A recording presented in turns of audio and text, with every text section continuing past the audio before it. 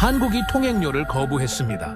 이란이 제시한 호르무즈 해협 통행료는 무려 30억. 일본은 즉시 입금을 선택했고 미국은 관망하고 있었죠.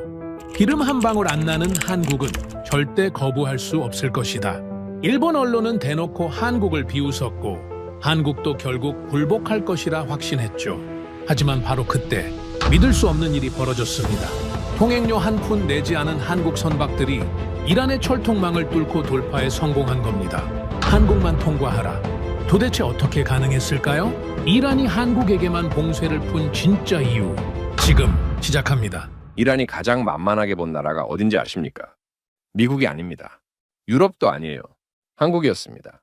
항공모함도 없고 중동에 군사기지도 없고 뿌릴 뇌물도 없으니까요. 기름 한 방울 안 나는 나라가 에너지의 61%를 이 좁은 해협 하나에 의존하고 있었습니다. 혁명 수비대 입장에서 이보다 쉬운 호구가 어디 있겠습니까? 배 한 척당 30억, 비트코인으로 당장 내놓으라. 안 내면 파괴한다. 26척이면 780억입니다. 가만 앉아서 긁어먹을 수 있는 돈이었죠. 저도 그렇게 봤습니다. 저는 클라우스 베버 31년차 해운 중개인이에요. 독일에서 태어나 유럽과 중동 물류를 주무르며 살았습니다. 바다 위에서 돈으로 안 풀린 문제를 본 적이 없었어요. 그러니 당연했죠. 돈도 없고 힘도 없는 한국은 가장 먼저 무릎 꿇을 거라고 저는 확신했습니다. 45도 폭염 속에서 173명의 선원이 천천히 죽어가는 걸 모니터로 보면서도 저는 냉정하게 계산기만 두드리고 있었어요. 한국 배에는 이미 사형 선고가 내려진 거나 마찬가지라고요. 그날 두바이 글로벌 해사관제센터 7층 특별 회의실은 20일도였습니다. 에어컨이 뼛속까지 파고드는 냉기를 쏟아내고 있었어요. 바깥은 45도가 넘는 지옥이었지만 저는 그 지옥과 유리창 하나로 깔끔하게 분리된 세계에 앉아 있었습니다. 몽블랑 만년필을 돌리며 위성 레이더망을 살피고 있었죠. 스크린에 붉은 점 400여 개가 찍혀 있었습니다. 호르무즈 해협 전역에 흩어진 선박들이에요. 그중 26개가 유독 한 군데 몰려 있었죠. 전부 태극기를 단 한국 유조선이었습니다. 바로 그때 스피커에서 무전이 터졌습니다. 여기는 대한민국 유조선 한라호 기관장 박동석입니다. 식수가 3일 전에 바닥났습니다. 에어컨이 전부 나갔어요. 선원 173명이 갑판 아래 쇠판 위에서 쓰러지고 있습니다. 제발 누구든 이 무전을 듣고 있다면 응답해 주십시오. 목이 갈라진 사내의 음성이었어요. 숨을 몰아쉬는 소리 사이로 쇠벽을 두들기는 둔탁한 소리가 섞여 들어왔습니다. 회의실에 있던 브로커 몇 명이 고개를 돌렸어요. 누군가가 헛기침을 했습니다. 저는 모니터에서 눈을 떼지 않았어요. 감정에 반응할 이유가 없었습니다. 이 바다 위에서 31년을 버틴 사람이에요. 저런 무전은 셀 수 없이 들어봤습니다. 울부짖는다고 해류가 바뀌지는 않거든요. 저는 팔꿈치를 테이블에 올리고 모니터를 가리켰습니다. 저 26척, 전부 원유 만재 상태입니다. 흘수가 깊어서 기동 자체가 불가능해요. 이란 고속정은 시속 50노트, 한국 유조선은 시속 12노트. 도망칠 수도 없습니다. 옆에 앉아있던 유엔 산하 국제해사기구 안토니오 실바 국장이 서류를 넘기며 고개를 끄덕였어요. 베버 씨 판단에 동의합니다. 국제법으로 강제할 수단이 없어요. 이란에 관할 해역 주장이 불법인 건 분명하지만 누가 나서서 총을 쏘겠습니까? 실바 국장의 눈에는 안타까운 비슷한 것이 스쳐 지나갔지만 그 손은 이미 서류 위에 펜을 갖다 대고 있었습니다. 정상 운항 절대 불가 판정서였어요. 저도 펜을 들었습니다. 망설일 이유가 없었어요. 숫자가 전부 말해주고 있었으니까요. 두 사람의 서명이 나란히 갈겨진 보고서가 팩스기 속으로 빨려 들어갔습니다. 그 종이 한 장이 26척의 사형 선고문이었다는 걸 저는 그때 전혀 개의치 않았습니다. 스피커에서 또 무전이 울렸어요. 30억을 안 내면 파괴한다고 했습니다. 배마다 30억이에요. 정부에서 연락이 없습니다. 본국 응답이 없어요. 여기 사람이 죽어갑니다. 박동석이라는 기관장의 목소리였습니다. 쉰목에서 짜내는 비명에 가까웠죠. 저는 볼륨 노브를 돌려 소리를 줄였어요. 감정에 호소하는 건 이 바다에서 가장 쓸모없는 짓입니다. 31해를 이 바닥에서 먹고 살았어요. 돈이 움직이면 길이 열리고 돈이 안 움직이면 배는 녹슬다 가라앉습니다. 그게 유일한 진리였어요. 회의실 구석에서 낄낄대는 소리가 들렸습니다. 고개를 돌리자 다나카 켄지가 서류 뭉치를 부채처럼 흔들고 있었어요. 오사카 출신의 일본 해운 브로커입니다. 이 업계에서 뒷거래의 대명사로 불리는 인간이죠. 다나카가 제 쪽으로 성큼 다가왔습니다. 배버상 이거 보셨어요? 다나카가 내민 서류에는 파나마 국적 등록 신청서와 이란 측 통과 확인 도장이 찍혀 있었습니다. 배에 달린 국기를 떼고 파나마 깃발로 바꿔 달면 이란이 눈을 감아준다는 뜻이에요. 물론 뒷돈이 들어갔겠죠. 얼마를 찔러 넣었는지는 묻지 않았습니다. 알 필요도 없었어요. 우리 배 12척은 어제 전부 빠져나왔습니다. 국기 하나 바꿔 달았을 뿐인데 말이에요. 한국 친구들은 왜 저렇게 고집을 부리는 건지 모르겠어요. 미련한 사람들이죠. 다나카가 고개를 절레절레 흔들며 웃었습니다. 조롱이 가득한 웃음이었어요. 하지만 당시 저는 그 웃음이 부당하다고 느끼지 않았습니다. 오히려 합리적인 판단이라고 생각했어요. 국기가 뭡니까? 천조가리 한 장이잖아요. 그걸 바꿔 달아서 사람이 살 수 있다면 그게 정답 아니겠습니까? 저는 다나카를 향해 고개를 끄덕여 줬습니다. 바로 그 순간 회의실 바깥이 시끄러워졌어요. 복도에서 고함 소리가 들렸습니다. 오만 외교부 항만 공동관리국 최고 책임자 살림 알 라와히의 사무실 앞이었어요. 한국 외교관 2명이 면담을 요청하고 있었습니다. 보안 요원들이 가로막고 있었죠. 살림은 사무실 문을 열어주지 않았습니다. 이란 문제는 오만이 개입할 사안이 아닙니다. 억울하면 직접 30억을 내시오. 살림의 비서가 문틈 너머로 전한 말이었어요. 한국 외교관들의 얼굴이 벌겋게 달아올랐지만 보안 요원들 앞에서 더 밀어붙일 수는 없었습니다. 돌아서는 그들의 뒷모습이 창문 너머로 보였어요. 두 사람의 어깨가 축 처져 있었습니다. 살림의 입장도 예는 같습니다. 이란과 미국이라는 고래 사이에서 오만은 새우등이 터지지 않게 숨만 죽이고 있는 처지였으니까요. 남의 나라 유조선 때문에 이란의 심기를 건드릴 이유가 없었겠죠. 저는 다시 모니터를 봤습니다. 붉은 점 26개가 여전히 미동도 없이 박혀 있었어요. 45도 폭염 속 찜통 갑판에서 선원들이 에어컨 응결수를 받아 핥고 있다는 무전이 또 흘러나왔습니다. 저는 커피를 한 모금 마시고 안경을 닦았어요. 동정은 했습니다. 하지만 동정이 해류를 바꿔주진 않았죠. 그때 제 옆자리에 앉아있던 마이클 로이드가 노트북 화면을 돌려서 보여줬습니다. 미국계 글로벌 회사 전문지 수석 특파원이에요. 서구 질서의 수호자를 자처하는 오만한 언론인이었죠. 배버 씨, 방금 송고했습니다. 제목 괜찮죠? 화면에 기사 제목이 떠 있었어요. 미련한 한국의 원칙이 26척의 철무덤을 만들고 있다.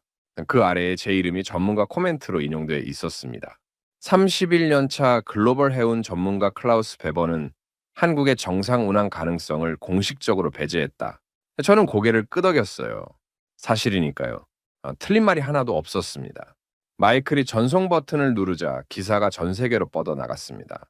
그 기사를 읽을 수백만 명 중에 45도 바다 위에서 죽어가는 173명이 포함되어 있다는 생각은 하지 않았어요. 제 관심사가 아니었으니까요. 다나카가 다시 낄낄거리며 파나마 국적 서류를 흔들었습니다. 마이클은 다음 기사를 구상하고 있었어요. 실바 국장은 서류를 정리하며 자리에서 일어났습니다. 살림은 사무실 문을 굳게 닫아 걸었죠. 저는 커피잔을 내려놓고 21도짜리 냉기 속에서 느긋하게 등을 기댔어요. 그 회의실 안에 있던 모든 사람이 같은 결론을 내리고 있었습니다. 한국은 끝났다고요. 돈도 없고 힘도 없고 꼼수를 부릴 줄도 모르는 멍청한 나라. 원칙만 붙들고 바다에서 쪄 죽을 나라. 저를 포함해서 그 자리에 앉아있던 모든 인간이 에어컨 아래서 커피를 홀짝이며 확신에 차서 한국을 포기했습니다. 스피커에서 마지막으로 박 기관장의 무전이 울렸어요. 자존심이고 나발이고 30억 내고 애들부터 살려라. 정부 놈들 에어컨 밑에서 팬대 굴리는 동안 여긴 생지옥이다. 여보세요. 거기 아무도 없습니까? 난간을 주먹으로 두들기는 쇳소리가 섞여 들려왔습니다. 저는 볼륨을 완전히 꺼버렸어요. 들을 필요가 없었습니다. 이미 결론이 난 사건이었으니까요. 에어컨 바람이 제 목덜미를 스쳤습니다. 차가웠어요. 모니터 속 붉은 점 26개가 45도의 바다 위에서 미동도 없이 타들어가고 있었습니다. 저는 그 점들을 마지막으로 한번 쳐다봤어요. 그리고 노트북을 덮었습니다. 저 점들이 사람이라는 사실은 알고 있었습니다. 하지만 사람으로 보지 않기로 선택한 거예요. 숫자로 보는 게 훨씬 편했으니까요. 31년 동안 저는 그렇게 살아왔습니다. 그게 이 바다의 유일한 생존 법칙이라고 믿었어요. 그런데 말입니다. 바로 그 순간에도 제가 미처 내려다보지 못한 바닷가 어딘가에서 넥타이를 풀어 던진 2명의 한국인이 40도짜리 뙤약볕 속으로 묵묵히 걸어 들어가고 있었다는 걸 구겨진 서류 가방 하나와 구형 노트북 만든 채 강대국이 펜대로 포기한 바다의 룰을 현장에서 직접 다시 쓰려는 미친 인간들이 이미 출발했다는 걸 저는 까맣게 몰랐습니다. 무스카트 항구 관제탑 임시사무소에 한국 특사팀이 도착했다는 소식은 이튿날 오전에 들었습니다. 저는 관제탑 3층 창문 옆에 서서 커피를 마시고 있었어요. 솔직히 기대했습니다. 아니, 기대라기보다는 호기심이었죠. 한국 정부가 어떤 카드를 들고 올지 궁금했거든요. 미국처럼 항공모함을 끌고 오진 못하겠지만 최소한 대형 로펌이나 보험사 중역쯤은 앞세우지 않겠습니까? 이란에 뿌릴 협상금 몇백억쯤은 가방에 넣어왔을 거라고 짐작했어요. 항구 게이트가 열렸습니다. 저는 커피잔을 창틀에 올려놓고 몸을 앞으로 기울였어요. 게이트 너머로 두 사람이 걸어 들어왔습니다. 딱 두 명이었어요. 한 명은 넥타이를 느슨하게 풀어헤친 중년 사내였고 다른 한 명은 구형 노트북 가방을 어깨에 맨 젊은 청년이었습니다. 가방이라고 할 것도 없었어요. 구겨진 서류 봉투 하나와 노트북 하나, 그게 전부였습니다. 저는 눈을 비볐습니다. 농담인 줄 알았어요. 1400만 배럴의 원유와 173명의 목숨이 걸린 사태에 저 행색이라니요. 옆에 서 있던 노르웨이 보험 브로커가 먼저 입을 열었습니다. 베버 씨, 설마 저게 전부입니까? 저는 대답 대신 웃었어요. 웃음이 절로 나왔습니다. 31년 동안 이 바다에서 별의별 협상단을 다 봤지만 저렇게 초라한 행사액은 처음이었거든요. 아프리카 내전 지역 선박 구조 협상 때도 최소한 서류 가방은 가죽이었습니다. 3일입니다. 제가 말했어요. 옆에 있던 브로커들이 고개를 돌렸습니다. 3일 안에 더위 먹고 도망갑니다. 내기할 사람? 그리스 선주 대리인이 500달러를 걸었어요. 노르웨이 브로커가 1000달러를 올렸습니다. 저는 2000달러를 걸었죠. 창문 아래로 내려다 보이는 두 사람의 뒷모습에 그 정도 가치는 있었으니까요. 오락거리로서 말입니다. 그런데 두 사람이 항구 안으로 들어서자마자 누군가가 앞을 막았습니다. 다나카 켄지였어요. 어디서 냄새를 맡고 달려왔는지 반들반들한 구두를 번쩍이며 한국 팀장 앞에 떡 버티고 섰습니다. 창문이 닫혀 있어서 소리는 들리지 않았지만 다나카의 표정만으로 충분했어요. 입꼬리를 올린 채 서류 뭉치를 흔들고 있었습니다. 파나마 국적 세탁 서류인 게 뻔했죠. 돈 없으면 빌려주겠다는 식의 조롱이었을 겁니다. 다나카가 하는 짓이 늘 그랬으니까요. 한국 팀장이 걸음을 멈췄습니다. 다나카를 봤어요. 정확히 2초 정도였을 겁니다. 그리고 아무 말 없이 고개를 돌렸습니다. 마치 길가에 놓인 돌멩이를 피하듯 다나카의 존재 자체를 시야에서 지워버리고 그냥 걸어갔어요. 다나카의 흔들던 손이 허공에서 멈추는 게 보였습니다. 별것 아닌 장면이었는데 이상하게 그 순간이 눈에 박혔어요. 왜인지는 모르겠습니다. 한국 팀장의 이름은 김태섭이라고 했습니다. 한국해운협회 두바이 파견 실무반장이에요. 직함부터가 소박했죠. 반장이라니요. 이 판에서 반장이 뭘 할 수 있겠습니까? 함께 온 청년은 이진우, 해양수산부 소속 물류 데이터 분석관이었습니다. 분석관이요? 위성도 없고 서버도 없고 사무실도 없는 분석관이 구형 노트북 하나 들고 40도짜리 항구에 내려선 겁니다. 김 반장이 먼저 향한 곳은 살리말 라와히의 사무실이었습니다. 항만 공동관리국 최고 책임자의 철통 보안 집무실이에요. 저는 창문에서 지켜봤습니다.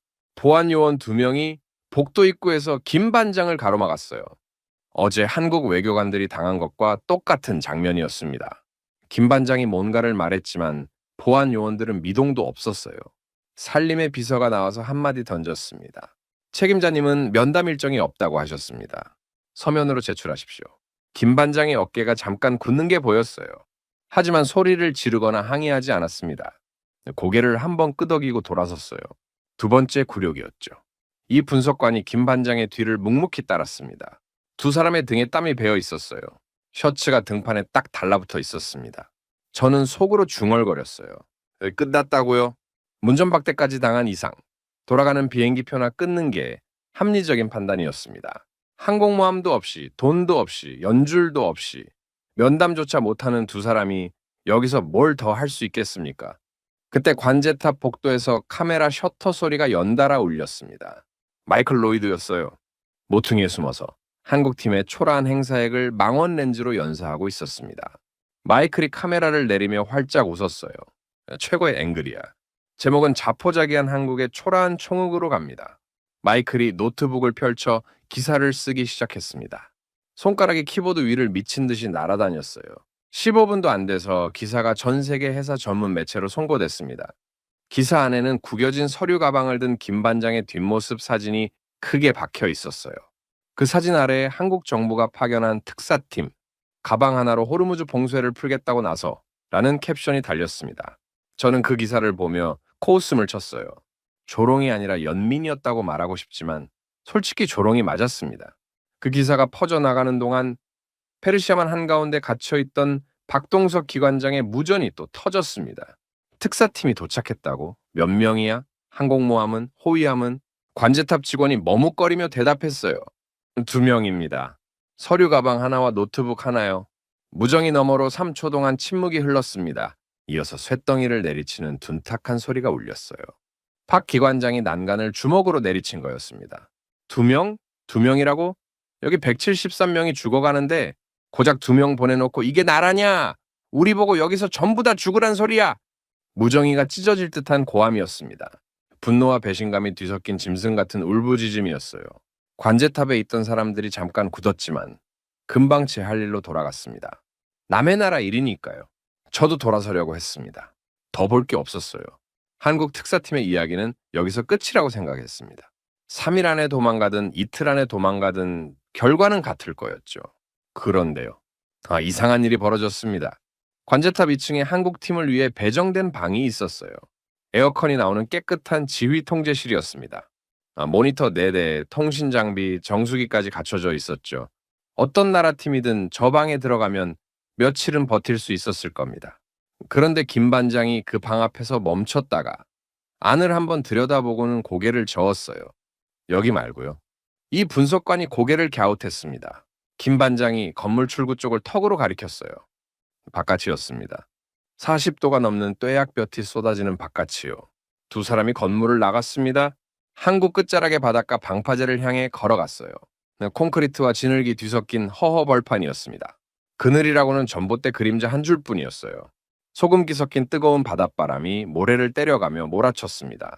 김 반장이 방파제 흙바닥에 털썩 주저앉았습니다. 엉덩이에 먼지가 뿌옇게 일어났어요.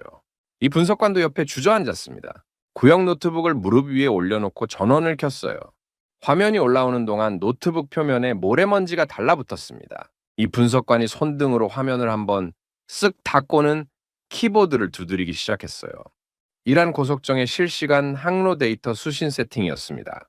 김 반장은 넥타이를 풀어 주머니에 쑤셔 넣었습니다. 서류 가방에서 쌍안경을 꺼냈어요. 그리고 바다를 봤습니다. 붉게 충혈된 눈으로 수평선 너머 아지랑이가 끓어오르는 호르무즈 해협 방향을 미동도 없이 노려봤어요. 이마에서 땀이 줄줄 흘러 턱으로 떨어졌습니다. 닦지 않았어요.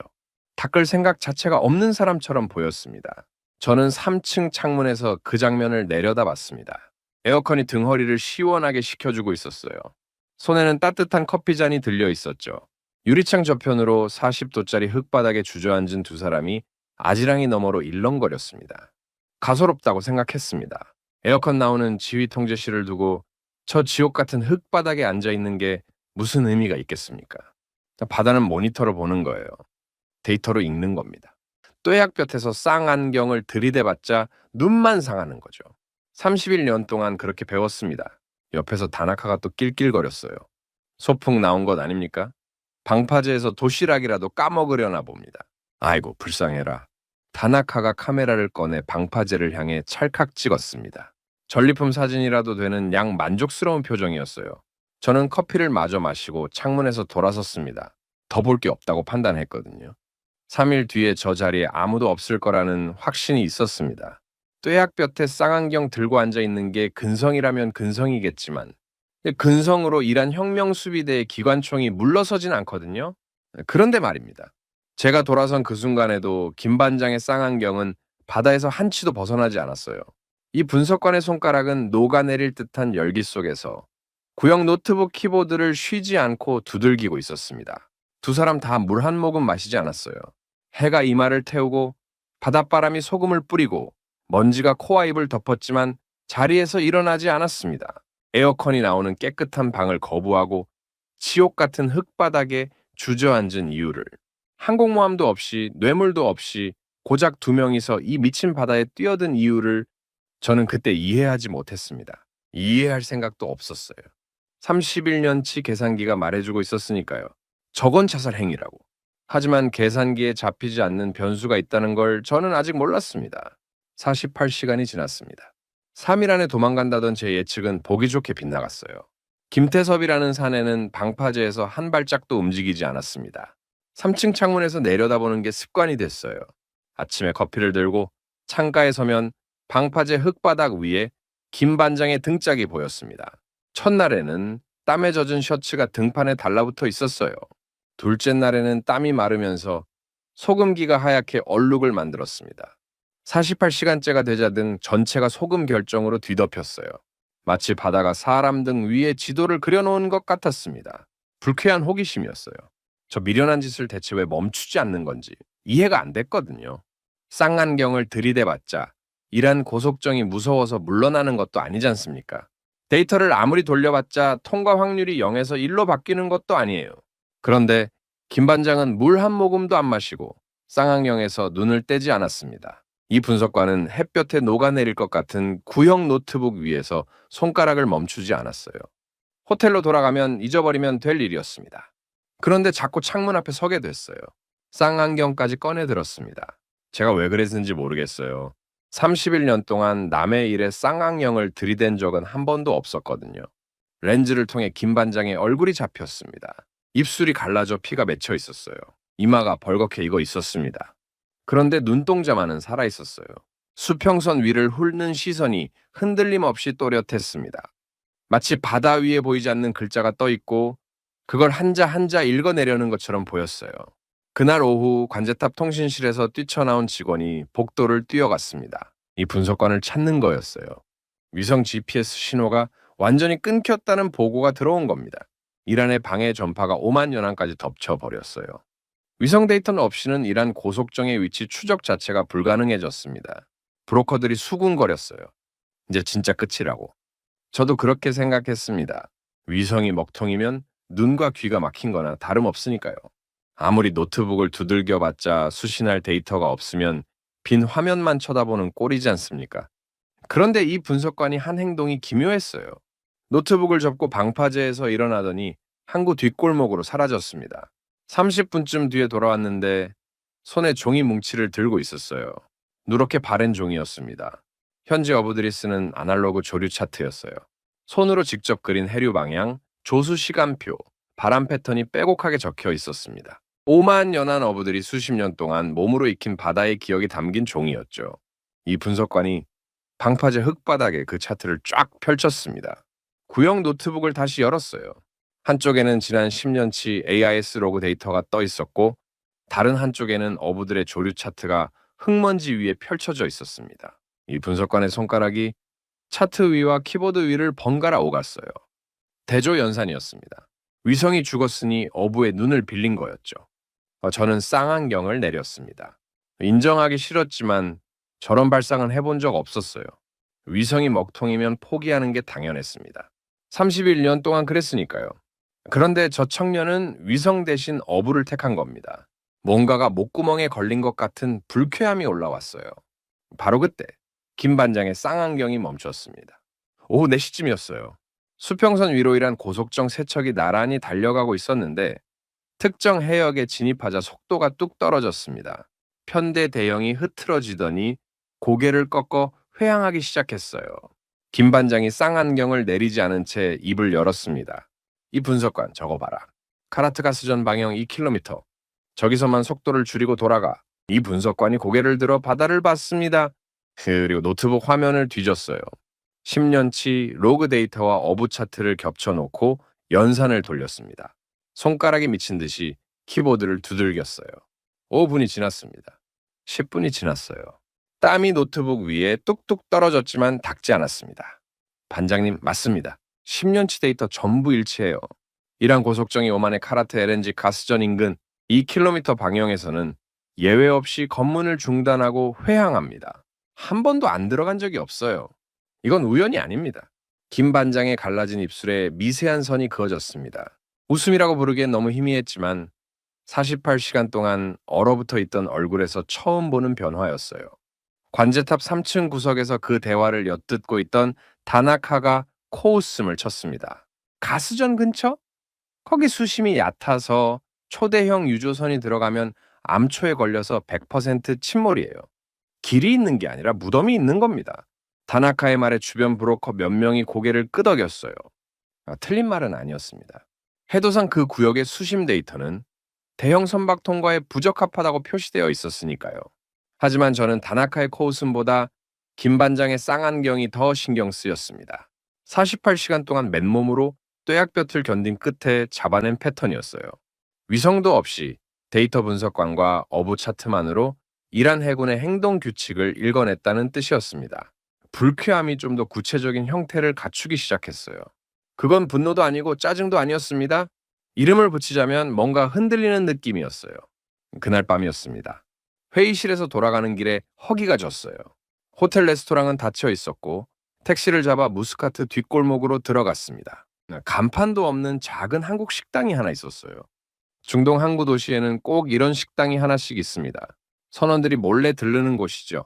문을 열자 김치 냄새가 코를 찔렀습니다. 좁은 가게 안에 테이블이 4개뿐이었어요. 구석에 늙은 한국 사내가 혼자 앉아 소주잔을 기울이고 있었습니다. 머리카락이 하얗게 새어 있었고 손등에 화상 자국이 있었어요. 선원이었습니다. 나이로 보아 현역은 아니었어요. 은퇴한 뒤에도 이 항구를 떠나지 못한 사람처럼 보였습니다. 자리가 없어서 합석하게 됐어요. 사내는 제가 독일인이라는 걸 알아도 개의치 않는 눈치였습니다. 소주를 한 잔 더 따르더니 느릿느릿 말을 꺼냈어요. 저 바다에 우리 배가 26척이 갇혀 있다면서요. 저는 고개를 끄덕였습니다. 사내가 소주잔을 한참 들여다봤어요. 제 아버지가 70년대에 이 사막에 왔습니다. 중동 건설 붐 때요. 50도 넘는 모래바람 속에서 맨손으로 쇠파이프를 쥐었어요. 장갑 따위 없었습니다. 쇠가 달궈져서 손바닥이 지글지글 녹았어요. 그래도 안 놓았습니다. 놓으면 월급이 깎이니까요. 사내가 제 눈을 봤습니다. 그 돈으로 저를 키웠어요. 학교 보내고 해양대학 보내고 제가 이 배를 탈 수 있게 해준 돈이 전부 아버지 손바닥이 녹아내린 돈이었습니다. 그리고 아버지가 맨손으로 용접한 게 바로 여기 오만의 가스전이에요. 소주잔을 내려놓는 사내의 손이 떨렸습니다. 화상 자국 위로 핏줄이 붉어져 있었어요. 그러니까 저 바다가 남의 바다가 아닌 겁니다. 우리 아버지 피땀이 스며든 바다예요. 저는 아무 말도 하지 못했습니다. 젓가락을 든 손이 멈춰 있었어요. 제가 31년 동안 모니터 위에서 숫자로만 봐왔던 에너지 의존도 61%라는 차가운 통계가 이 늙은 사내에 녹아내린 손바닥에서 시작된 것이었다는 사실이 위장을 비틀었습니다. 제가 멍청하다고 비웃었던 숫자, 구조적으로 답이 없다고 조롱했던 의존구조, 그게 핏방울로 일궈낸 생명줄이었어요. 땀 한 방울 흘려본 적 없는 제가 에어컨 아래 앉아서 커피잔을 기울이며 그 피땀을 멍청하다고 비웃었던 겁니다. 식당을 나왔을 때 밤바람이 뜨거웠습니다. 중동의 밤은 낮보다 약간 덜 뜨거울 뿐 시원하지는 않아요. 택시를 잡지 않았습니다. 걸었어요. 호텔까지 40분 거리를 내내 걸으면서 제 31년이 부끄러워지는 걸 멈출 수가 없었습니다. 호텔에 돌아와 샤워를 하는데 뜨거운 물이 피부를 때렸어요. 50도 사막에서 다궈진 쇠파이프를 맨손으로 쥐었다는 말이 머릿속에서 떠나지 않았습니다. 장갑도 없이 손바닥이 녹아내리는데도 놓지 않았다는 그 말이요. 저는 평생 장갑 없이 뭔가를 쥐어본 적이 없었어요. 깨끗한 손으로 깨끗한 숫자만 만져왔습니다. 그 숫자 뒤에 누군가의 손바닥이 녹아 있었다는 건 한 번도 생각해 본 적 없었어요. 그때 방 안의 무전수신기에서 잡음이 섞인 음성이 흘러나왔습니다. 김 반장이 페르시아만의 박 기관장에게 보내는 무전이었어요. 기관장님, 저희가 찾았습니다. 이란 고속정이 절대 들어가지 못하는 구역이 있어요. 카라트 가스전 방향 2km입니다. 아십니까, 기관장님? 그 가스전이 뭔지. 잠깐 침묵이 흘렀습니다. 거기가 우리 아버님들이 70년대 맨손으로 쇳물 튀기며 세운 바다입니다. 이란이 건드리지 못하는 이유가 있어요. 그 인프라가 이란 경제도 연결돼 있기 때문입니다. 죽어도 태극기 달고 뚫겠습니다. 버텨주십시오. 무정이 너머로 박 기관장이 아무 말도 하지 않았습니다. 5초, 10초가 흘렀어요. 그리고 가늘게 숨을 들이마시는 소리가 들렸습니다. 쉰 목에서 짜내는 한마디가 터져 나왔어요. 알겠다. 버틴다. 그 세 글자에 울음이 섞여 있었습니다. 저는 샤워기를 잡은 채 움직이지 못했어요. 뜨거운 물이 등을 타고 흘러내렸지만 느끼지 못했습니다. 방금 들은 건 군사작전 보고가 아니었어요. 아버지 세대의 피땀 위에서 아들 세대가 목숨을 걸겠다는 맹세였습니다. 31년 동안 바다 위의 모든 걸 숫자로 환산해온 제 머릿속에서 환산이 되지 않는 것이 처음으로 생겼습니다. 그 무전을 들은 다음 날 새벽, 저는 잠을 설친 채 호텔 로비에 내려와 있었습니다. 커피를 3잔째 마시고 있었는데 손맛을 모르겠더라고요. 입술에 닿는 온도만 느껴질 뿐 맛이라는 게 완전히 사라졌어요. 31해 동안 커피 맛을 모른 적이 없었습니다. 런던 로이즈 보험 시장에서 밤을 새우면서도, 아덴만 해적 위기 때 카이로 호텔에 사흘 동안 갇혀 있을 때도 커피 한 모금이면 머리가 돌아갔어요.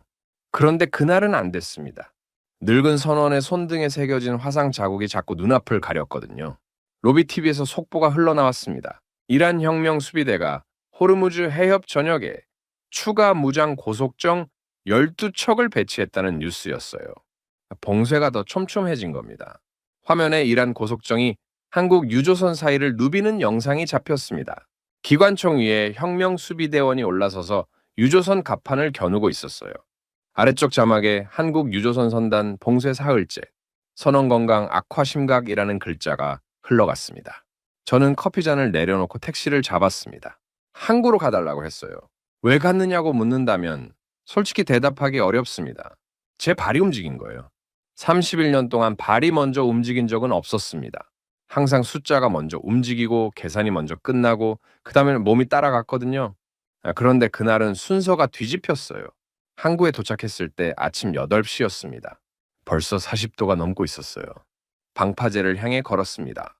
김 반장과 이 분석관이 어젯밤과 똑같은 자리에 앉아 있었어요.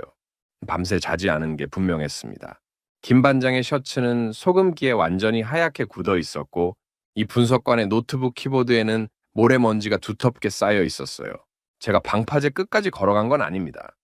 관제탑 1층 출입구 근처에서 멈춰 섰어요. 거기서 내려다보고 있었습니다. 그때 김 반장이 자리에서 벌떡 일어났어요. 구겨진 서류 봉투를 움켜쥐고 관제탑 건물 쪽으로 성큼성큼 걸어왔습니다. 살림의 사무실로 가는 거였어요. 또 면담을 시도하려는 겁니다. 이미 2번이나 문전박대를 당했는데요. 김 반장이 건물 안으로 들어오는 걸 보고 저는 본능적으로 복도 기둥 뒤에 섰습니다. 왜 숨었느냐고요? 모르겠습니다. 그냥 들키고 싶지 않았어요. 에어컨 밑에서 커피나 마시던 인간이 갑자기 방파제 근처에 서 있으면 꼴사 나오니까요. 2층으로 올라가는 계단 앞에 보안 요원 3명이 서 있었습니다. 김 반장이 다가가자 팔을 뻗어 가로막았어요.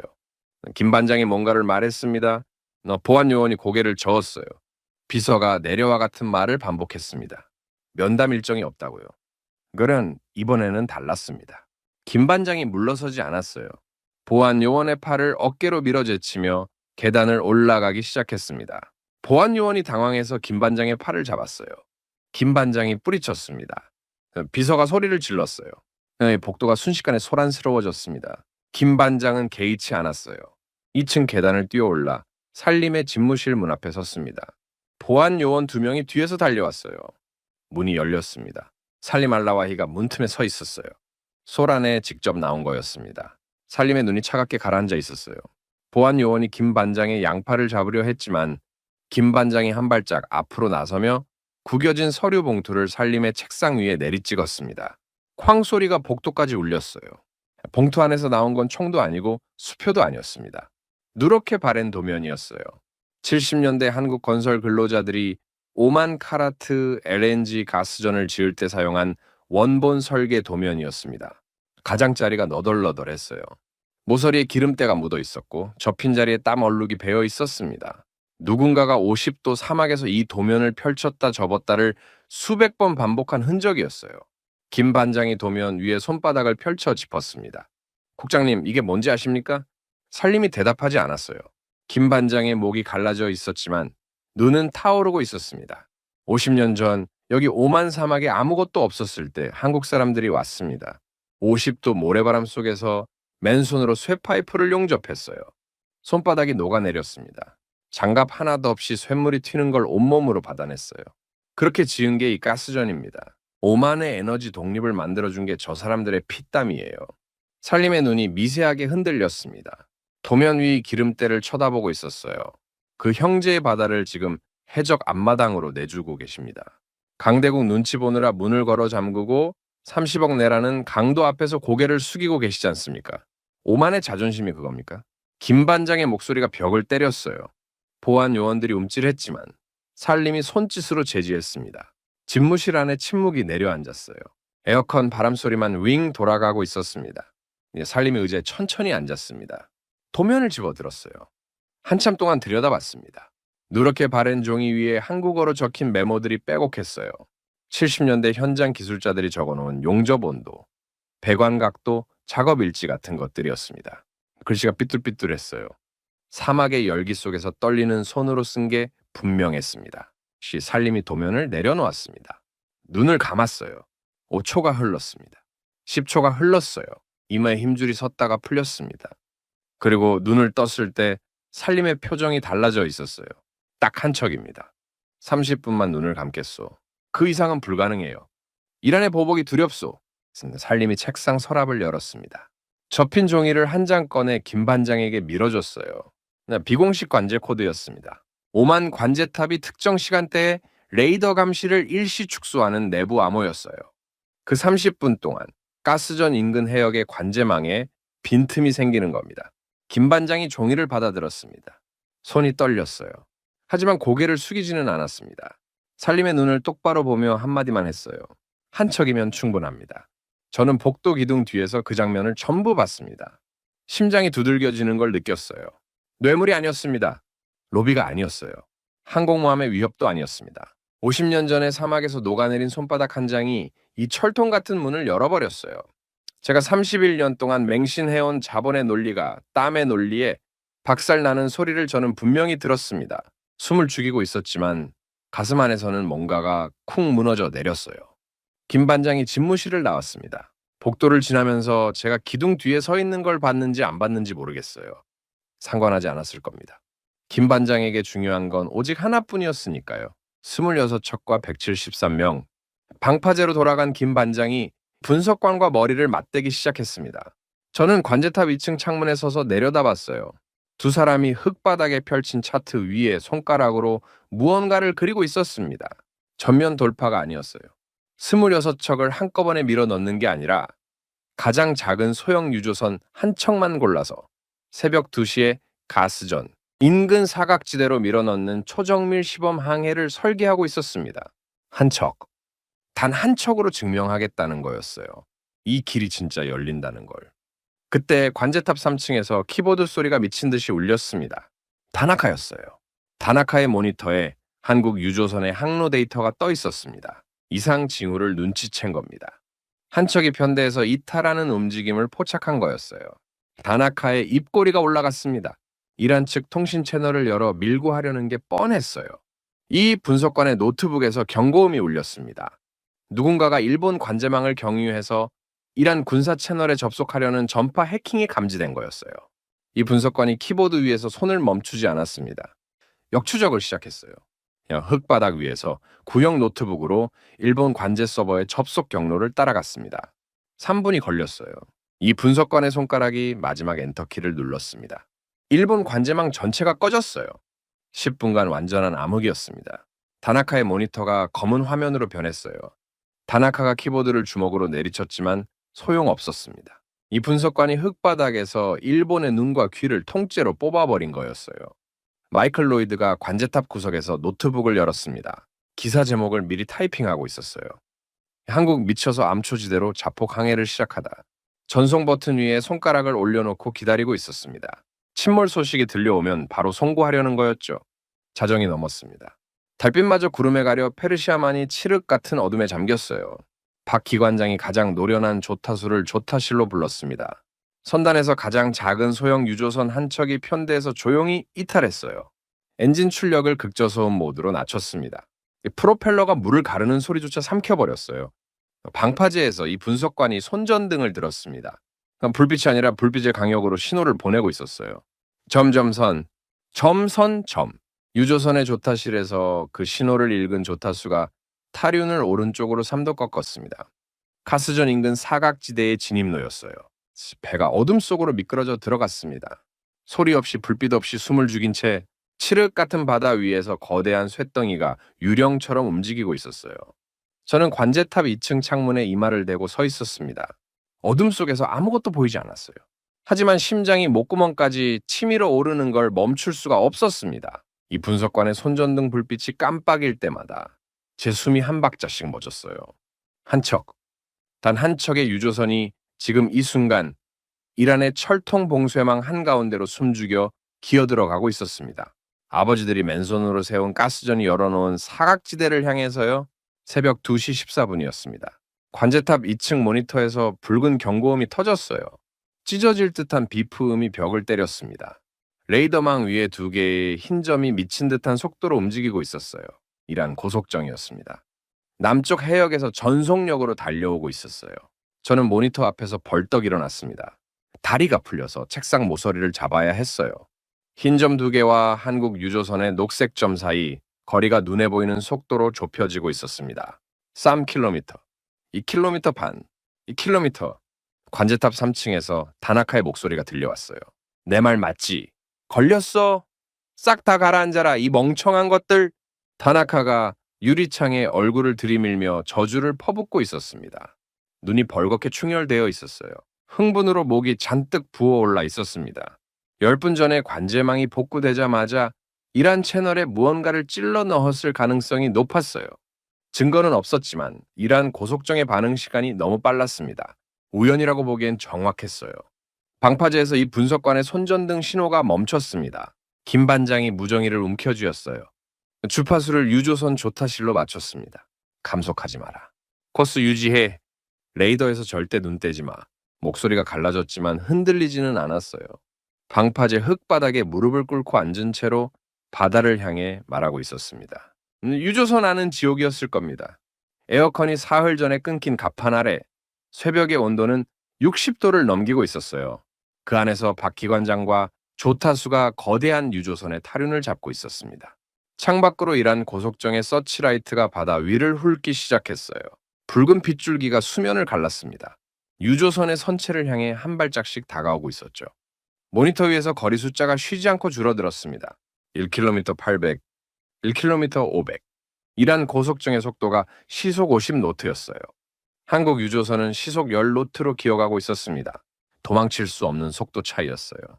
관제탑 직원이 땀을 흘리며 살림 라와히의 집무실로 뛰어갔습니다. 문을 두들겼어요. 살림은 이미 깨어 있었습니다. 집무실 소파에 앉은 채 모니터를 보고 있었어요. 넥타이를 풀어 헤친 채 이마를 손으로 짚고 있었습니다. 땀이 손등을 타고 흘렀어요. 이란 고속정 2척이 접근 중입니다. 3분 안에 한국 유조선과 교차합니다. 직원의 보고에 살림이 눈을 감았습니다. 저는 복도에서 열린 문틈 너머로 그 얼굴을 봤어요. 공포와 자존심이 뒤엉킨 표정이었습니다.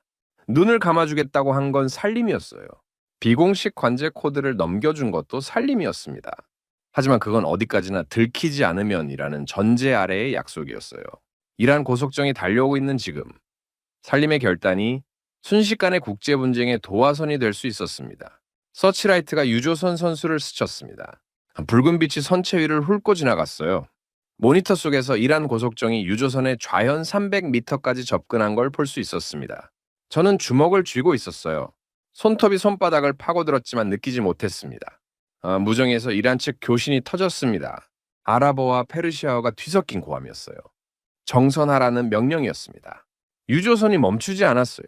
시속 10노트, 가스전 사각지대를 향해 그대로 밀고 들어가고 있었습니다. 이란 고속정이 경고 사격 준비 태세로 전환하는 게 레이더 패턴에서 읽혔어요. 함수 방향이 유조선 쪽으로 완전히 고정됐습니다. 관제탑 전체가 멈춰 있었어요. 숨소리조차 들리지 않았습니다. 키보드를 두들기던 손들이 전부 공중에서 얼어붙었어요. 모니터를 보는 눈들만 형광빛에 젖어 번들거렸습니다. 바로 그때 살림의 집무실에서 의자가 바닥을 긁는 소리가 울렸습니다. 살림이 일어선 거였어요. 복도를 걸어 관제통신실로 들어갔습니다. 이마에 맺혀있던 땀방울이 턱 끝에서 뚝 떨어졌어요. 통신 장비 앞에 섰습니다. 이란 군사 채널 직통 한라인 마이크를 집어들었어요. 손이 떨리고 있었습니다. 저는 통신실 문 밖에서 살림의 손을 봤어요. 마이크를 쥔 손가락 마디마디가 하얗게 질려 있었습니다. 이란과 정면 충돌할 수 있는 발언을 입 밖에 내는 순간 오만이라는 나라의 운명이 통째로 흔들릴 수 있었어요. 강대국 사이에서 숨죽여 중립을 지켜온 수십 년의 외교가 한마디에 무너질 수 있었습니다. 살림이 마이크 버튼을 눌렀습니다. 목소리가 갈라졌지만 뒷걸음은 없었어요. 여기는 오만 항만 공동관리국 최고 책임자 살림 알라와이다. 현재 접근 중인 함정에 통보한다. 해당 해역은 오만의 카라트 LNG 가스전 공식 보호구역이다. 즉각 후퇴하라. 반복한다. 내가 즉각 후퇴하라. 그냥 통신실의 스피커가 울렸습니다. 3초 동안 아무 응답이 없었어요. 어쩌? 틸저. 이란 측 채널에서 잡음만 흘러나왔습니다. 저는 숨을 참고 있었어요. 가슴이 터질 것 같았습니다. 살림이 마이크를 놓지 않았어요. 주파수를 바꿔 오만 관제탑 서버에 직접 접속했습니다. 인가 코드를 입력했어요.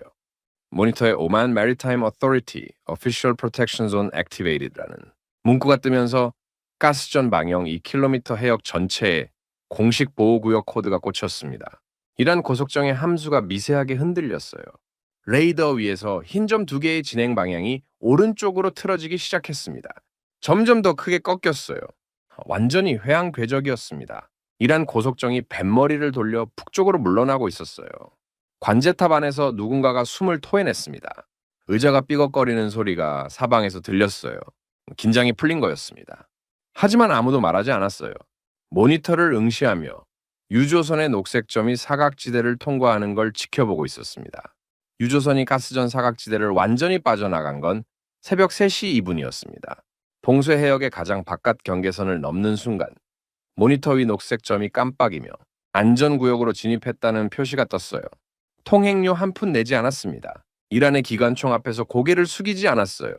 48시간 만에 한국 유조선 한 척이 호르무즈 봉쇄를 뚫고 나온 겁니다. 마이클 로이드가 관제탑 구석에서 노트북 화면을 멍하니 쳐다보고 있었어요. 자폭 항해라고 미리 써놓은 기사 제목 위에 커서가 깜빡이고 있었습니다. 마이클의 손이 백스페이스 키 위에 올라갔어요. 한 글자씩 자신이 써놓은 조롱이 화면에서 지워져 갔습니다. 마이클의 입술이 파르르 떨리고 있었어요. 기사를 지우는 손가락에 힘이 들어가 있었습니다. 새벽 안개가 수면 위에 깔려 있었습니다. 관제탑 창문 너머로 안개를 뚫고 나오는 거대한 검은 실루엣이 보였어요. 한국 유조선의 선체였습니다. 뱃머리가 안개를 가르며 천천히 모습을 드러냈어요.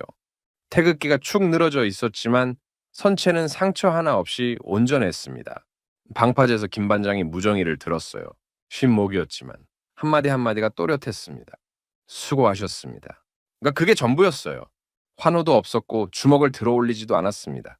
김 반장은 쌍안경을 내려놓고 방파제 흙바닥에 그대로 주저앉았어요. 48시간의 긴장이 풀린 것처럼 어깨가 내려앉았습니다. 이 분석관이 노트북을 덮고 김 반장 옆에 나란히 앉았어요. 두 사람 다 아무 말 없이 새벽 바다를 바라봤습니다. 저는 관제탑 2층 창문에 기대서 있었어요. 손에 들린 커피잔이 차갑게 식어 있었습니다. 무의식적으로 한 모금 마셨는데 식은 커피가 목구멍을 타고 내려가면서 이상하게 쓴맛이 나더라고요. 원래 이 맛이었나 싶었어요. 31년 동안 매일 마신 커피인데 처음으로 쓴맛을 느꼈습니다. 돈 없이 바다를 뚫었어요. 항공모함도 없이 뇌물도 없이 구겨진 서류 가방 하나와 구형 노트북과 어부들의 조류 차트로 제가 불가능하다고 서명한 그 보고서를 흙바닥에 주저앉은 2명의 한국인이 48시간 만에 찢어버렸습니다. 커피잔을 내려놓으려다가 손이 미끄러졌어요. 잔이 바닥에 부딪혀 산산조각 났습니다. 커피가 구두발 위로 퍼졌어요. 저는 그걸 한참 내려다봤습니다. 무릎에 힘이 빠져서 의자를 잡고 앉아야 했어요. 다리가 후들거렸습니다. 제가 서명한 정상 운항 절대 불가 보고서. 그 보고서가 얼마나 멍청한 종이었는지, 31년치 경력이 얼마나 허접한 것이었는지, 바닥에 쏟아진 커피 위에 비친 제 얼굴이 그대로 말해주고 있었어요. 무정의에서 박 기관장의 사자호가 터졌습니다. 다음은 본대 25척이다. 한 척도 빠짐없이 전부 다 끌고 나간다. 쉰목에서 터져나오는 짐승 같은 울부짖음이었어요. 사흘 동안 에어컨 응결수를 핥아먹으며 버틴 사내의 포효였습니다. 방파제에서 이 분석관이 다시 노트북을 열었어요. 이란 고속정이 물러난 정확한 시각, 회항 각도, 보호구역 코드 발동 시점, 관제, 통신 기록까지 초 단위 로그 데이터를 갈무리하기 시작했습니다. 시범 돌파의 모든 과정을 증거 패키지로 묻고 있었어요. 한 척이 증명한 길을 25척이 따라갈 수 있도록 오차 없는 청사진을 짜고 있었습니다. 김 반장이 흙바닥에서 천천히 일어났어요. 소금기로 하얗게 굳은 셔츠 소매로 이마의 땀을 한번 쓱 닦았습니다. 쌍안경을 다시 들었어요. 수평선 너머 25척이 갇혀 있는 지옥의 바다를 다시 노려보기 시작했습니다. 한 척이 뚫렸으니까 이제 남은 건 전부 다 끌고 나오는 것이었어요. 그 기적이 채 하루도 가지 못했습니다. 다음 날 오후 관제탑 로비에 걸린 TV에서 속보 자막이 흘러나왔어요. 미합 중국 대통령 도널드 트럼프가 백악관 브리핑룸에 나타났습니다. 넥타이를 비스듬히 맨 채에 연단을 양손으로 두들기며 입을 열었어요. 이란과 미국이 호르무즈 해협 통행료를 공동 징수하는 방안을 논의하고 있습니다. 훌륭한 딜이 될 겁니다. 아주 훌륭한 딜이요. 관제탑 로비가 얼어붙었습니다. 브로커 6명이 동시에 고개를 들어 TV를 쳐다봤어요. 저도 커피잔을 든 차에 화면에 박혔습니다. 트럼프의 입이 움직이는 걸 보면서 귀가 거부하고 있었어요. 방금 뭐라고 한 겁니까? 공동 징수요? 해적과 손잡고 통행료를 나눠 먹겠다는 겁니까? 저는 두 손으로 머리를 감싸 쥐었습니다. 어제까지만 해도 한국이 한 척을 뚫어낸 순간 뭔가가 바뀔 수 있다고 느꼈어요. 바다에 균열이 생겼다고 생각했습니다. 그런데 트럼프가 그 균열을 시멘트로 틀어 막아버린 거예요.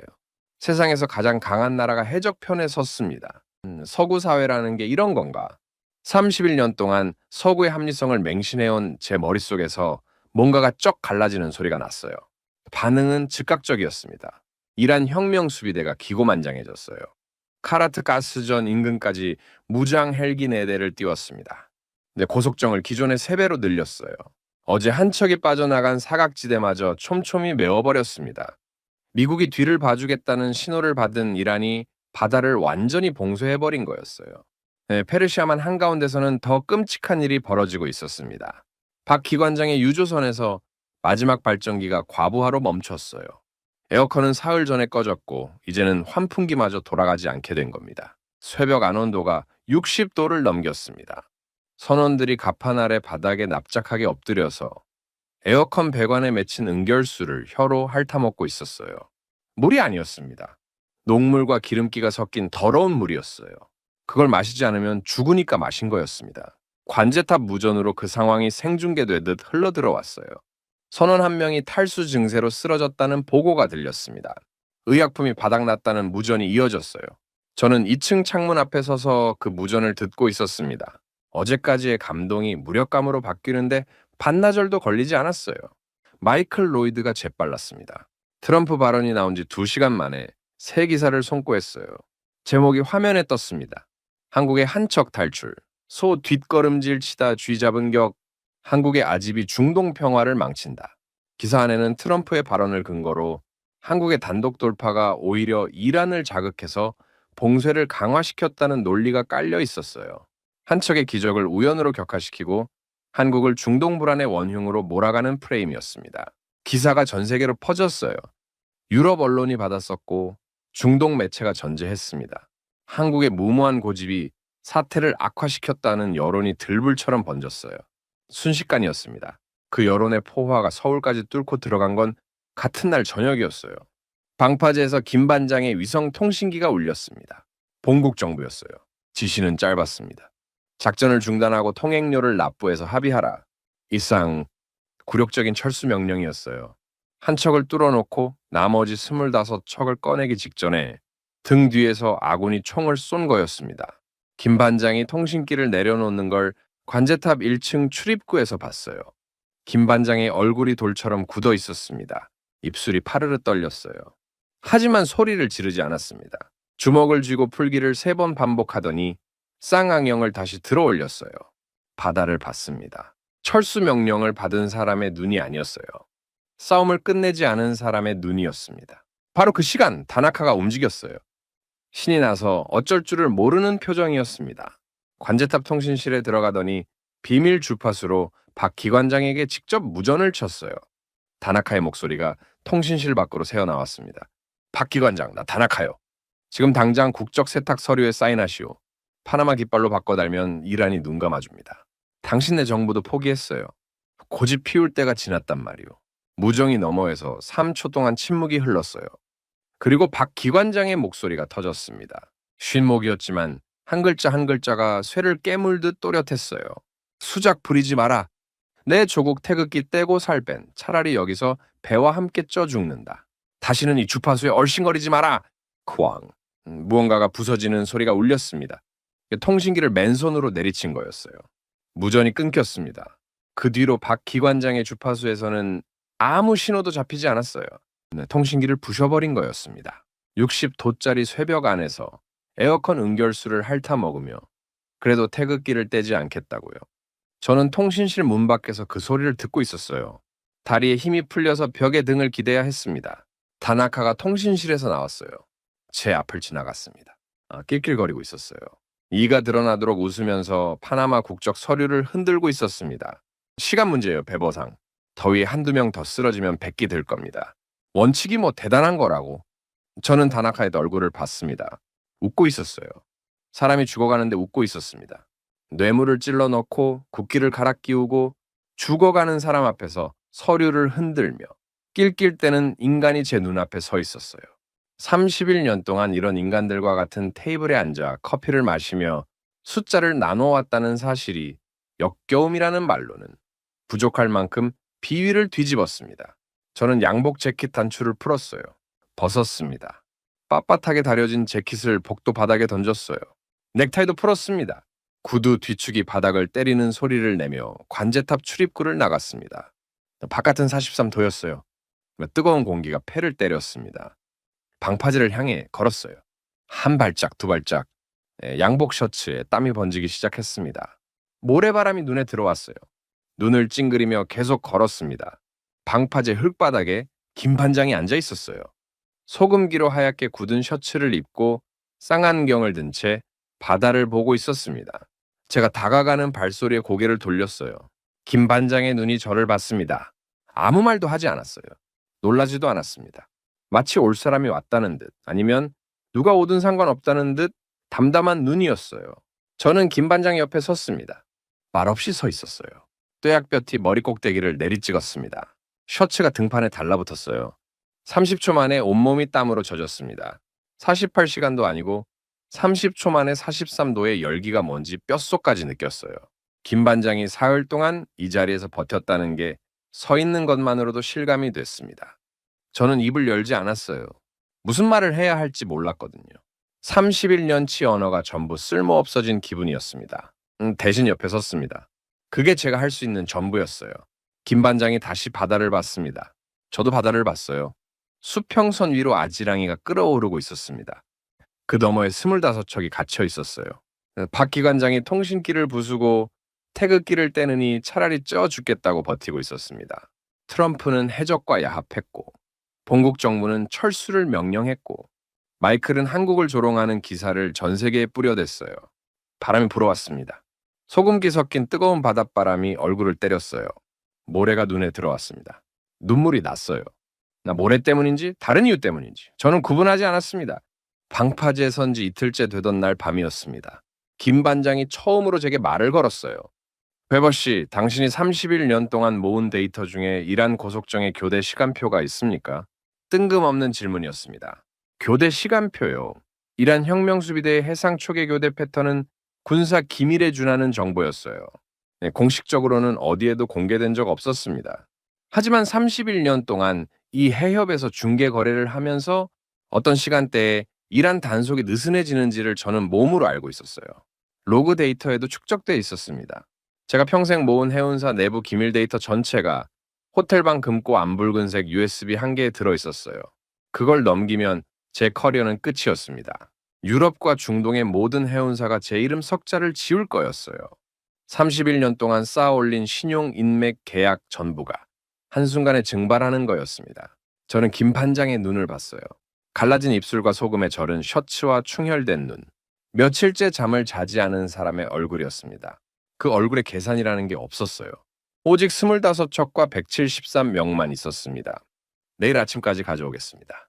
제 입에서 그 말이 나왔을 때 제 31년이 끝났다는 걸 알았어요. 동시에 31년 만에 처음으로 숫자가 아닌 무언가를 선택했다는 게 느껴졌습니다. 다음 날 새벽 저는 호텔 금고에서 붉은색 USB를 꺼내 주머니에 넣었어요. 방파제로 갔습니다. 이 분석관의 구형 노트북에 USB를 꽂았어요. 이 분석관의 손가락이 키보드 위에서 미친 듯이 춤을 추기 시작했습니다. 제 데이터와 이 분석관이 쌓아온 AIS 로그, 어부들의 조류 차트가 하나로 합쳐졌어요. 일한 고속정의 교대 시간, 취약 시간대, 초계 방영의 사각이 분 단위로 화면에 펼쳐졌습니다. 김 반장이 노트북 화면을 들여다보다 고개를 들었어요. 저를 봤습니다. 감사하다는 말은 하지 않았어요. 대신 한마디만 했습니다. 이제 나머지 25척을 끌고 나갑니다. 김 반장의 계획은 미쳤습니다. 25척을 한꺼번에 뚫겠다는 거였어요. 하지만 단순한 돌파가 아니었습니다. 이 분석관이 방파제 흙바닥에 노트북을 내려놓고 알고리즘 하나를 띄웠어요. 오만의 카라트 LNG 가스전, 카자흐스탄 원유 수압, 사우디 송유관. 이 세 가지를 묶어버리는 다중 무역망이었습니다. 한국 유조선을 막으면 오만의 가스 수출이 멈추고 카자흐스탄의 원유 거래가 엉키고 사우디 송유관의 물류가 마비되는 구조였어요. 한국배 25척이 중동 경제 전체의 혈관에 꽂힌 바늘이 되는 설계였습니다. 뽑으면 피가 나는 바늘이요. 김 반장이 본국의 철수 명령 통신기 전원을 뽑아버렸습니다. 코드를 잡아당겨 벽에서 완전히 분리했어요. 저는 그 장면을 보면서 심장이 쿵 내려앉는 걸 느꼈습니다. 항명이었어요.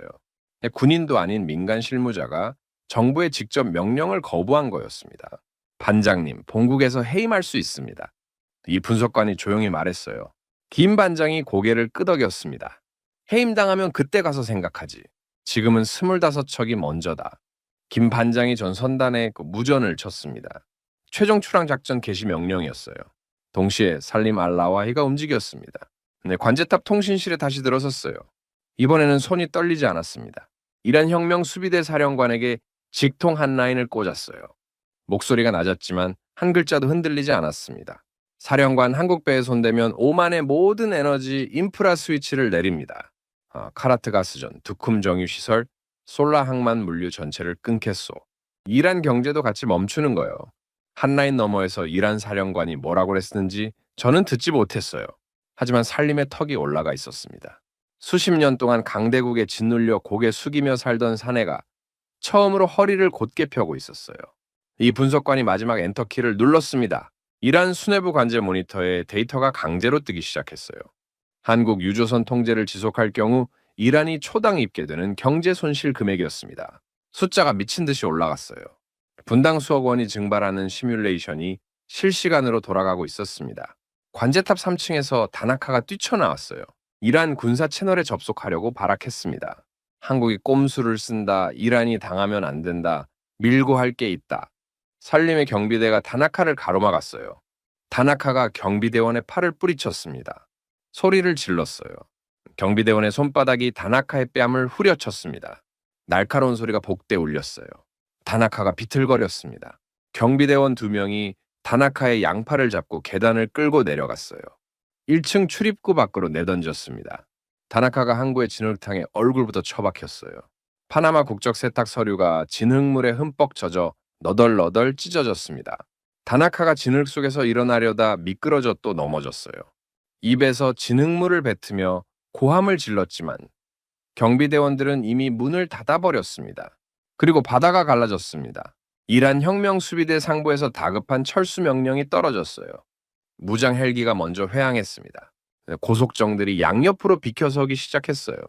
홍해가 갈라지듯 봉쇄선이 좌우로 열렸습니다. 꽉 막혔던 바다 위에서 박 기관장의 백고동이 울렸어요. 깊고 낮은 울림이 수면을 때렸습니다. 하나가 울리자 둘이 울렸어요. 셋, 넷, 다섯. 25척의 백고동이 일제히 터져 나왔습니다. 바다가 진동했어요. 엔진이 불을 뿜었습니다. 사흘 동안 미동도 없이 죽어있던 쇳덩이들이 하나씩 깨어났어요. 마이클 로이드가 관제탑 창문에 얼굴을 붙이고 있었습니다. 입이 벌어져 있었어요. 노트북 화면에는 한국의 아집이 중동 평화를 망친다라는 기사가 떠 있었습니다. 마이클의 손가락이 덜덜 떨리며 기사 전체를 블록 잡아 삭제했어요. 빈 화면 위에 새 제목을 쳤습니다. 한국 기적의 완벽 돌파. 손이 너무 떨려서 오타가 3번 났어요. 지우고 다시 치고 지우고 다시 쳤습니다. 25척의 거대한 선단이 일제히 태극기를 펄럭이며 봉쇄 해역을 가르기 시작했어요. 선두에 박 기관장의 배가 서 있었습니다. 갑판 위로 올라온 박 기관장이 방파제를 향해 고개를 돌렸어요. 거리가 멀었지만 거수경례를 올리는 팔뚝의 각도는 또렷하게 보였습니다. 묵직하고 단단한 경례였어요. 저는 방파제 난간을 잡고 서 있었습니다. 25척의 선체가 수평선을 가득 메우며 지나가고 있었어요. 백고동 소리가 가슴 안에서 울렸습니다. 뼈까지 울렸어요. 난간을 잡은 손에 힘이 빠졌습니다. 무릎이 꺾였어요. 난간에 매달리듯 서 있는 제 얼굴 위로 뜨거운 것이 흘러내렸습니다. 31년이었어요. 31년 동안 저는 이 바다 위의 모든 것을 숫자로 환산해왔습니다. 배의 가치, 화물의 시세, 보험료, 중개 수수료. 숫자로 풀리지 않는 건 없다고 믿었어요. 그런데 지금 제 눈앞에서 숫자로는 절대 설명할 수 없는 광경이 펼쳐지고 있었습니다. 돈 한 푼 쓰지 않았어요. 항공모함 한 척 없었습니다. 뇌물도 없고 로비도 없고 국적 세탁도 없었어요. 구겨진 서류 가방 하나, 구형 노트북 하나, 소금에 절은 셔츠 2벌. 그것으로 일한 혁명 수비대의 무장 봉쇄를 찢어버렸습니다. 나의 31년 숫자가 저들의 꺾이지 않는 깡 앞에 완벽히 패배했어요. 살림이 방파제로 걸어 나왔습니다. 김 반장 곁에 섰어요. 25척의 선단이 태극기를 펄럭이며 지나가는 광경을 바라봤습니다. 살림의 눈이 젖어 있었어요. 하지만 울지는 않았습니다. 대신 허리를 곧게 펴고 김 반장을 향해 오른손을 가슴에 올렸어요. 주권국의 자존심이 꽉 찬 경례였습니다. 김 반장은 바다를 봤습니다. 마지막 배가 봉쇄 해역의 경계선을 넘는 순간 김 반장의 갈라진 입술이 미세하게 움직였어요. 소리가 나지 않았습니다.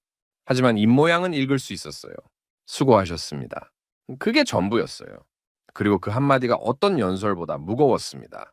26척의 유조선과 173명의 선원이 대한민국 대산항에 입항한 건 그로부터 나흘 뒤였습니다. 1,400만 배럴의 원유가 단 한 방울도 빠지지 않았어요. 선원 중 부상자는 없었습니다. 탈수 증세로 쓰러졌던 선원 2명도 의료진 인계 후 회복했어요. 상처 하나 없이 온전히 전원이 돌아온 거였습니다. 저는 그 장면을 현장에서 보지 못했어요. 독일행 비행기 아니었거든요. 기내 와이파이로 중계 영상을 봤습니다. 대산항 방파제에 태극기가 빼곡히 꽂혀 있었어요. 선원 가족들이 부두에 나와 있었습니다. 박 기관장이 갑판에서 내려오는 순간 아내로 보이는 여자가 달려가 기관장의 가슴에 얼굴을 묻었어요. 기관장의 팔이 여자의 어깨를 감쌌습니다. 둘 다 소리 없이 울고 있었어요. 기내 좌석에서 저도 안경을 벗어야 했습니다. 렌즈에 물이 맺혀 화면이 보이지 않았거든요. 그 뒤로 일들이 빠르게 흘러갔습니다. 다나카, 켄지와 일본 해운사 3곳의 뇌물 거래 내역이 전 세계에 터졌어요. 이란 혁명 수비대에 찔러 넣은 자금 규모, 파나마 국적 세탁 서류 원본, 다나카가 이란 측에 보낸 밀고 통신 기록까지 낱낱이 공개됐습니다. 이 분석관이 방파제 흙바닥에서 역추적했던 로그 데이터가 증거의 뼈대였어요. 국제회사기구가 공식 조사에 착수했고 다나카는 업계 영구 제명 처분을 받았습니다. 일본 해운사 3곳에는 글로벌 불매 제재가 쏟아졌어요. 진흙탕에 얼굴을 처박힌 채 끝난 거였습니다. 마이클 로이드는 달라졌어요. 한국의 아집이 중동 평화를 망친다고 써댔던 그 손으로 석 달 동안 카메라를 들었습니다. 무스카트 방파제, 박 기관장의 조타실, 김 반장이 흙바닥에 주저앉아 쌍앙형을 들던 자리, 카라트 가스전 앞바다, 그 모든 현장을 돌아다니며 다큐멘터리를 찍었어요. 제목은 코리안 스탠다드였습니다. 마이클이 직접 내레이션을 했어요. 자신이 한국을 조롱했던 기사들을 화면에 띄워놓고 한 줄 한 줄 읽으며 틀렸다고 인정했습니다. 그 다큐멘터리가 글로벌 방송망을 타고 24개국에 동시 송출됐어요. 박 기관장은 빳빳한 제복을 입고 한국해양대학교 강단에 올라섰습니다. 새내기들 앞에서 말했어요. 바다의 위기를 뚫는 건 레이더가 아니라 꺾이지 않는 깡이다. 박 기관장의 쉰 목소리가 강의실을 울렸다고 나중에 한국 뉴스에서 봤습니다. 명예교감 발령이었어요. 45도 찜통에서 에어컨 응결수를 핥아먹으며 태극기를 지킨 사내가 다음 세대에게 바다의 법칙을 전하는 전설이 된 거였습니다. 김태섭 반장에게는 더 큰 자리가 기다리고 있었어요. 국제해운연맹이 아시아 해역 전체를 관할하는 현장 위기 대응 센터를 신설했습니다. 초대 센터장으로 김 반장이 추대됐어요. 구겨진 서류 가방 하나 들고 40도짜리 방파제에 주저앉았던 사내가 아시아 바다의 위기를 총괄하는 자리에 앉은 겁니다. 그리고 안토니오 실바 국장이 움직였습니다. 그 양반은 끝까지 뒷짐만 지고 있었어요. 해결 불가 판정에 도장을 찍고 한국의 돌파가 시작돼도 관망만 했고 마이클의 여론 공세 때도 입을 다물고 있었습니다. 하지만 25척이 통과하고 다나카의 뇌물이 터지고 전 세계가 이 사건의 의미를 깨닫기 시작하자 실바 국장이 정역 기자회견을 열었어요. 유엔사나 국제해사기구의 공식 성명이었습니다. 이란 혁명 수비대의 호르무즈 해협 봉쇄 행위는 국제해양법 제38조 통과 통항권에 대한 명백한 위반이며 대한민국의 대응은 합법적이고 모범적인 위기 극복 표준으로 기록될 것입니다. 이란의 행위를 불법으로 영구히 못 받고 한국의 대응을 공식 합법 표준으로 선언한 거였어요. 늦었지만 못 박은 건 확실했습니다. 살림 알라와히는 중동 연안국 최고위 회의에서 한국과의 경제 해운 연계 모델을 정식 의제로 올렸어요. 한국은 우리의 형제다. 50년 전에 우리 사막에 인프라를 세워줬고 50년 뒤에 우리 바다를 지켜줬다. 살림의 연설이 중동 전역에 중계됐습니다. 강대국 사이에서 새우등만 걱정하던 관료가 허리를 펴고 동맹을 선언한 거였어요. 그리고 제네바였습니다. 국제해양안보총회가 열렸어요. 전 세계 해사 권위자 300여 명이 총회장에 모였습니다. 저는 기조 연설자로 단상에 올라갔어요. 솔직히 말하면 다리가 떨렸습니다. 31년 동안 숱한 컨퍼런스에서 연설을 했지만 단상에 올라가면서 다리가 떨린 건 처음이었어요. 연설문을 준비하지 않았거든요. 원고가 없었습니다. 호주머니에 손을 넣었어요. 아무것도 없었습니다. 마이크 앞에 섰어요. 300명의 눈이 저를 봤습니다. 저는 회고록 첫 장에 적어둔 문장부터 읽었어요. 제 노트북에 띄워놓은 한 줄이었습니다. 내가 61%의 기적 앞에서 얼마나 멍청했는가. 총회장이 조용해졌어요. 제가 말을 이었습니다. 저는 31년 동안 바다 위의 모든 것을 돈으로 환산해 왔습니다. 배의 가치, 원유의 시세, 리스크 프리미엄, 보험 개수. 숫자가 곧 진리였어요. 한국 유조선 26척이 호르무즈 해협에 갇혔을 때 저는 에어컨 아래에 앉아서 커피를 마시며 사형 선고 보고서에 서명을 갈겨 넣었습니다. 에너지의 61%를 해협 하나에 의존하다니 구조적으로 멍청하다고. 저는 그렇게 비웃었어요. 커피잔을 깨뜨렸던 그 새벽이 떠올랐습니다. 늙은 선원의 화상 자국이 떠올랐어요. 박 기관장의 사자후가 떠올랐습니다. 그런데 그 61%가 뭔지 아십니까? 50년 전 50도짜리 사막에서 장갑 하나 없이 다궈진 쇠파이프를 맨손으로 쥔 한국의 아버지들이 피와 땀으로 만든 생명줄이었습니다. 손바닥이 녹아내려도 놓지 않았다고 합니다. 그 돈으로 아들을 키우고 배를 태우고 한국이라는 나라의 에너지를 세운 겁니다. 제가 멍청하다고 비웃은 건 누군가의 아버지가 사막에서 태운 손바닥이었어요. 목이 메었습니다. 마이크를 쥔 손이 떨렸어요. 멈추지 않았습니다. 우리는 돈으로 바다를 사려 했습니다. 뇌물을 찌르고 국기를 세탁하고 로비를 돌리고 해적과 야합까지 했어요. 그런데 한국은 달랐습니다. 돈 한 푼 쓰지 않았어요. 항공모함 한 척 없었습니다. 구겨진 서류 가방 하나, 구형 노트북 하나, 50년 전 아버지들이 흘린 피땀, 그것으로 이란의 봉쇄를 찢었습니다. 저는 총회장을 둘러봤습니다. 300명의 얼굴이 보였어요. 어떤 눈에는 물기가 맺혀 있었고 어떤 입술은 꾹 다물어져 있었습니다. 전 세계가 돈뭉치 앞에서 꼬리를 내릴 때 바다의 룰을 바꾼 것은 한국의 아버지들이 사막의 떼약볕에서 맨손으로 쥐어짠 피땀과 원칙이었습니다. 저는 31년 만에 처음으로 숫자 바깥의 것을 봤습니다. 그리고 제 31년이 얼마나 하찮은 것이었는지를 깨달았어요. 마이크를 내려놓았습니다. 총회장이 2초 동안 조용했어요. 그리고 누군가가 일어섰습니다. 한 명이 박수를 쳤어요. 2명이 따라 일어났습니다. 10명, 20명, 50명, 300명 전원이 자리에서 일어나 박수를 쳤어요. 박수 소리가 천장에 부딪혀 울려 퍼졌습니다. 멈추지 않았어요. 저는 단상에 서서 그 소리를 듣고 있었습니다. 눈이 뜨거웠어요. 참지 않았습니다. 실바 국장이 그 총회에서 최종 결의를 이끌어냈어요. 한국의 호르무즈 돌파 전 과정을 분석한 매뉴얼이 170 개국 공식 해양 위기 교육 과정으로 채택됐습니다. 이름은 코리안 스탠다드였어요. 마이클의 다큐멘터리 제목과 같았습니다. 우연이라고 하기엔 너무 정확한 이름이었어요. 호르무즈 해협에는 더 이상 해적의 요금소가 없습니다. 태극기를 단 배들이 그 바다를 가장 안전하게 지나갑니다. 이란의 고속정이 태극기를 보면 먼저 길을 비켜요. 무력이 아닙니다. 두려움도 아니에요. 50년 전에 사막에 심은 신뢰가 50년 뒤에 바다를 연 거였습니다. 저는 요즘 제네바에서 회고록을 쓰고 있어요. 제목은 이미 정해져 있습니다. 61%. 그 숫자가 차가운 통계가 아니라 뜨거운 피땀이었다는 걸 31년이 지나서야 깨달은 멍청한 독일 노인의 고백문이에요. 창밖으로 레만 호수가 보입니다. 잔잔한 수면 위로 햇살이 부서지고 있어요. 이게 바다는 아니지만 물 위에 빛이 흔들리는 건 어디서나 같더라고요.